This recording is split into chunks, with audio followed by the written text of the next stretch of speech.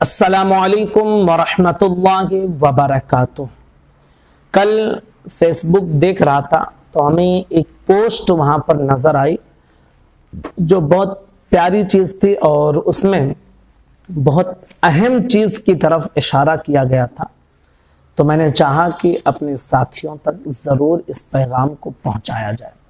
کچھ لوگ دنیاوی لالچ میں اتنا آگے بڑھتے ہیں، اتنا آگے بڑھ جاتے ہیں کہ وہ اس کی فکر ہی نہیں کرتے کہ ہمارے لیے یہ چیز درست ہے یا نہیں، بس اپنا فائدہ وہ دیکھتے ہیں اور بہت سارا جمع کرنے کی کوشش کرتے ہیں، جس کے لیے وہ ساری حدیں پار کر جاتے ہیں۔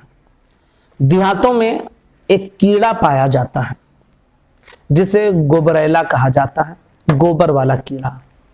وہ ایسا کیڑا ہے کہ جسے گائے، بھینس، بیل ان سب کے گوبر کی بو بہت زیادہ پسند ہے، اور اسی وجہ سے وہ ہر صبح اپنی سوراخ سے نکلتا ہے اور گوبر جس طرف ہوتا ہے اس کی بو اسے محسوس ہوتی ہے، وہ ڈھونڈتا ہے اور پہنچتا ہے، اور دن بھر وہ کیڑا گوبر جمع کرتا ہے۔ آپ نے خود دیکھا ہوگا، جو دیہاتوں میں رہتے ہیں انہوں نے دیکھا ہوگا کہ وہ ایک گولا بنا لیتا ہے، گوبر کا ایک گولا، اور اسے بڑی محنت سے جہاں جمع کیا ہے وہاں سے دھکیلتے ہوئے اپنے سوراخ، اپنے مکان تک پہنچتا ہے۔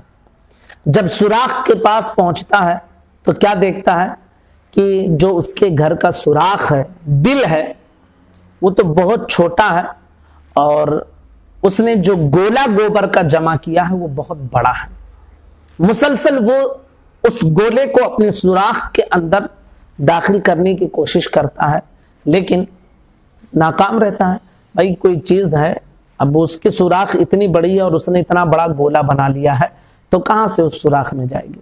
تو وہ مسلسل دن بھر جمع کیا، اسے ڈھکیل کر لے کر آیا اپنے مکان کے پاس، اپنے سوراخ کے پاس، لیکن جب اسے سوراخ میں ڈالنے کی کوشش کر رہا ہے تو نہیں جا رہا ہے۔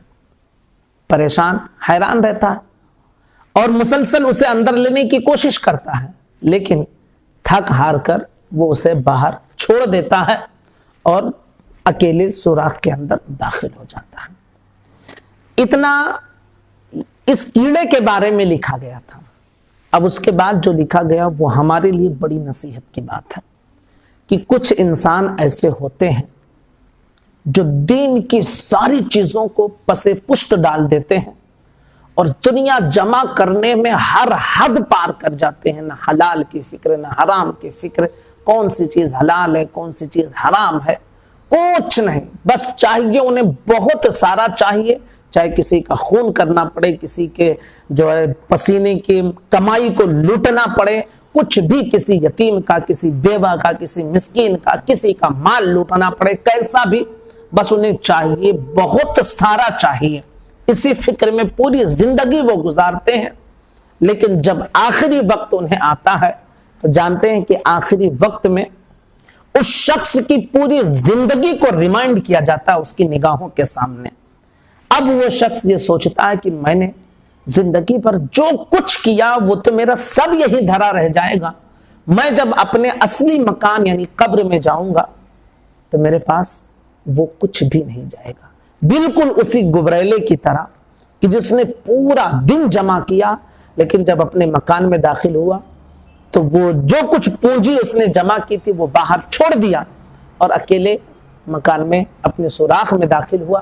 ایسے ہی وہ انسان جسے دین کی کوئی فکر نہیں ہوتی ہے اور حلال و حرام کی کوئی فکر نہیں، بس چاہیے بہت زیادہ، وہ انسان اسی طرح افسوس اور ہاتھ ملتا رہتا ہے کہ میں نے زندگی بھر سب کچھ کر لیا لیکن خالی ہاتھ جا رہا ہوں۔ اس لیے ہمارے لیے یہ ضروری ہے کہ جہاں ہم اپنے بال بچوں کے لیے، اپنے لیے دنیا میں رہ کر بہت ساری چیزیں ہم کماتے ہیں اور بزنس کرتے ہیں، دکان چلاتے ہیں، تو ہمیں اس کے ساتھ ساتھ یہ بھی ضروری ہے بھائی، دنیا میں رہنے کے لیے، کھانے پینے جینے کے لیے اسباب ہمیں تلاش کرنی پڑیں گے، لیکن اس کے ساتھ ساتھ ہمیں اپنی آخرت کے لیے بھی بہت ساری چیزیں جمع کرنی ہیں، کیونکہ دنیا جو ہم نے کمائی کھائے پیے اور جو کچھ بچا وہ وراثت میں تقسیم یہی چھوڑ جائیں گے. لے کر ہم کیا جائیں گے؟ جو ہم نے اپنے اچھے اعمال، اچھے کرم جو ہم نے کیے ہوں گے وہ ساری چیزیں ہم لے کر جائیں گے. ہماری نمازیں ہمارے ساتھ جائیں گی، ہمارا علم ہمارے ساتھ جائے گا.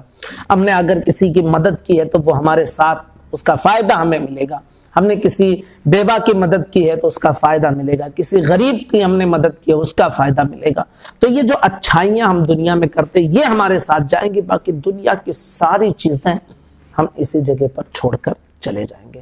تو میرے پیارے عزیز ساتھیوں، ہماری یہ ذمہ داری ہے کہ جس طرح ہم کمانے کی اپنے ذمہ داریوں کو ہم پورا کرتے ہیں اور گھر کے سارے اخراجات کو ہم پورا کرتے ہیں، اسی طرح اپنے آخرت کی بھی ہم فکر کرتے رہیں، نمازوں کی بھی پابندی کریں.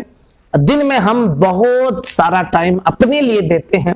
اگر 5 نمازوں کا وقت ہم ملا لیں تو 1.5 سے 2 گھنٹہ ہوتا ہے.